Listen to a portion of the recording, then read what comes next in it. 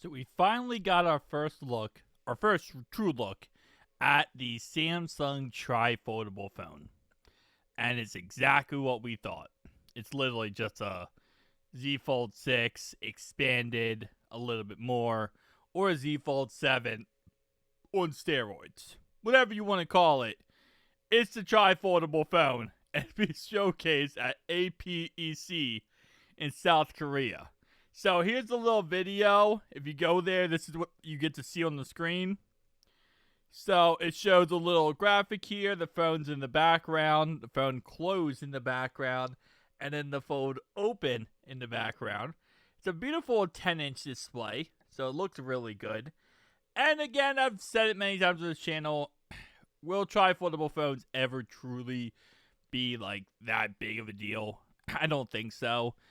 It's just the price tag. It really is. If the price tag wasn't $3,000, yeah, there's always a chance that this phone could be very successful and could obviously, do wonders. But that price tag is insane. The reason why people call it the Z Fold 6 is because of thickness. You can see right here on the left-hand side, this bad boy is chunky.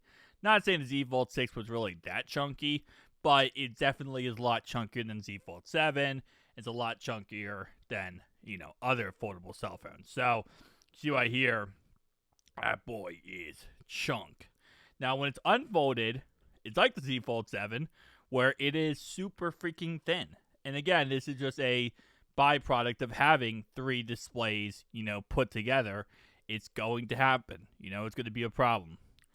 But again, $3,000 price tag, not the sexiest asking price to go with. It's beautiful, right? It's beautiful from a technology standpoint. It's gorgeous. Shout out to Samsung for yet again figuring out magic at this point, it feels like. But again, it's $3,000. So the concept is there, but the price tag is not. And unless they could somehow, lower that price tag to, I don't even know what the reasonable price tag would be. Because the Z Fold 7 is $2,000, right? So, I guess $2,500 would be, like, I could see the max somebody would probably spend on this device would be $2,500. Even that is really freaking expensive. But that's, like, the max I could ever see. So, until we see something more realistic like that, we're just going to be in this weird dilemma of, hey, beautiful cell phone.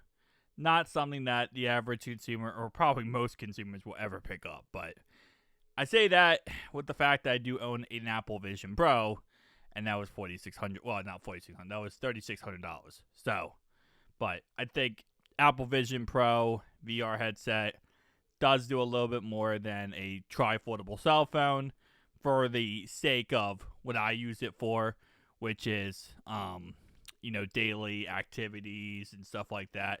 It's porn. Anyway, so guys, tell me